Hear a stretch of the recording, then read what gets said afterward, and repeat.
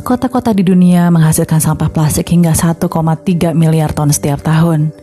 Menurut perkiraan Bank Dunia, jumlah ini akan bertambah hingga 2,2 miliar ton pada tahun 2025.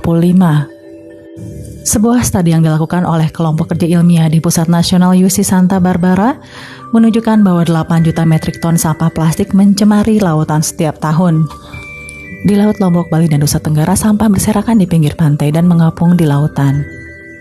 Padahal antara Gili Meno, Gili Air, Pulau Komodo adalah beberapa spot wisata Indonesia yang paling mempunyai nilai pemasukan tinggi dari sektor wisata.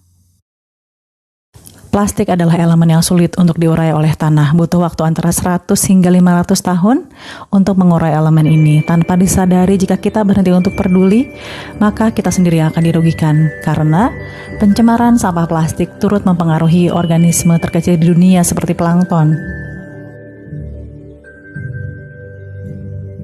Ketika organisme kecil ini teracuni akibat mengkonsumsi plastik, maka hewan besar yang memakannya juga ikut teracuni. Pada akhirnya ini akan meracuni manusia. Misalnya saja pada ikan yang mengkonsumsi sampah, lalu dikonsumsi oleh kita menjadi ikan beracun.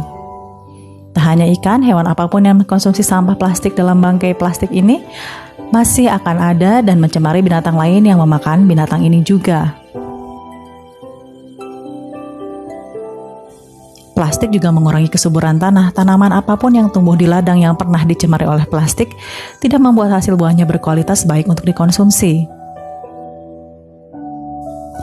Dari mulai ikan paus, singa laut, dan burung serta zooplankton, plastik sangat mempengaruhi kehidupan laut di pantai dan lepas pantai. Dari sejak tahun 2006 saja, Greenpeace menyatakan bahwa setidaknya ada 267 spesies binatang yang berbeda diketahui telah terjerat dan mati akibat sampah plastik. Menurut National Oceanographic and Atmospheric Administration, sampah jenis plastik tersebut membunuh 100.000 mamalia laut setiap tahun, jutaan burung, serta ikan. Lalu, apa yang bisa kita lakukan? Sebisa mungkin hindari membeli produk dari bahan yang sulit didaur ulang. Biasakan menggunakan kantong belanja yang ramah lingkungan saat pergi berbelanja dibanding membeli kantong plastik terus-terusan saat kita berbelanja.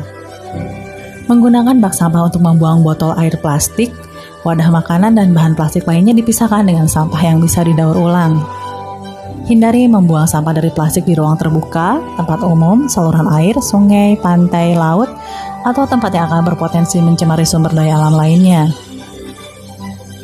Siapapun kamu, apapun jabatanmu, sekali-kali jangan malas ikut dalam kegiatan gotong royong membersihkan lingkungan sekitar rumah. Apalagi untuk membersihkan sampah-sampah yang terbuat dari plastik ini. Yang terakhir, bantu memposting di media sosialmu untuk saling mengingatkan demi melestarikan lingkungan yang kita tempati saat ini. Share juga akan bahaya ketidakpedulian orang-orang akan sangat berpengaruh pada hewan-hewan yang sudah menyokong ekosistem kita saat ini, agar kita bisa terus bertahan hidup, terutama untuk kesehatanmu dan keluargamu.